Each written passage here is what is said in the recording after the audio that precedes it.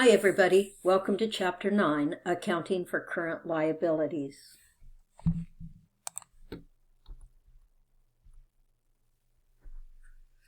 A liability is a probable future payment of assets or services that a company is presently obligated to make as a result of a past transaction or event.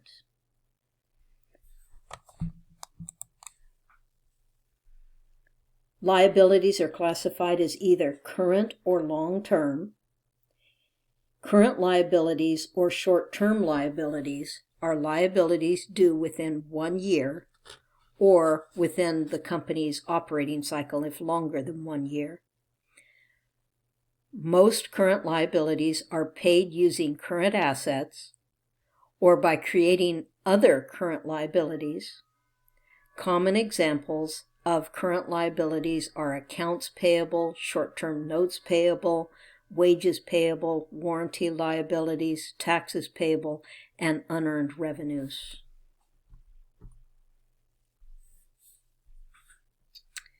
Accounting for liabilities involves answering 3 important questions: whom to pay, when to pay, and how much to pay. Answers are often decided in the contract or in the invoice or when the liability is incurred. For example, if a company has $100 accounts payable to a specific individual payable on March 15th, the answers are clear. The company knows whom to pay, when to pay, and how much to pay. However, the answers to one or more of these questions are sometimes uncertain for some liabilities. But it doesn't matter if it's uncertain. If a liability has been incurred, it must be recorded even if there is an uncertainty. If we're uncertain as to whom the payment should be made, record the liability in the correct time period anyway and figure out later before you cut the check to whom the check must be written. If we're uncertain as to when the liability is due, record that liability in the correct time period when it's been incurred and figure out later when we have to write the check. If we're uncertain as to the amount of how much must be paid, it doesn't matter. Record that liability in the correct time period even if you have to estimate the amount. For instance, it's December 31st. And we haven't received the December utility bill. We have a large warehouse that really needs a lot of heat in the winter, so the bills can be pretty high. They are material costs. So we've got to get that December utility costs that we incurred recorded in the month of December. So either call the utility company and find out how much the bill is, or estimate the bill based on last December's utility bill.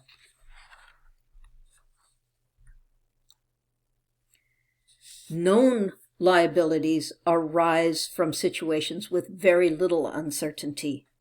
They are set by agreements, contracts, or laws and are measurable.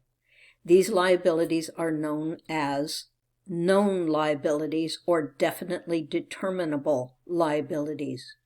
Known liabilities include accounts payable, notes payable, payroll, sales taxes, unearned revenues, and leases.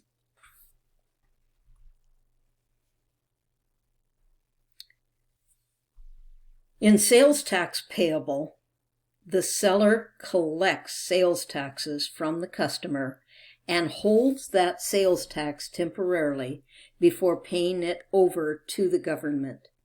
The seller is just a collection agent for the government.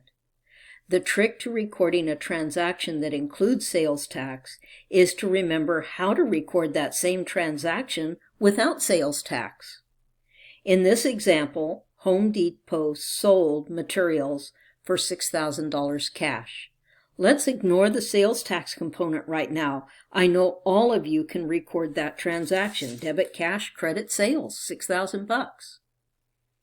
Now, if we add the sales tax component to the transaction, always, always, always remember that the sales amount does not change. We simply collect an extra amount of money from the customer, known as sales tax, and pay that amount of money later to the government.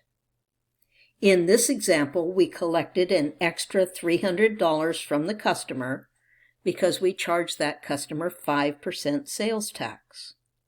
$6,000 times 5% equals $300 of sales tax we collected from the customer that we owe to the government. Notice the sales amount did not change. If we sold $6,000 worth of stuff, credit sales $6,000.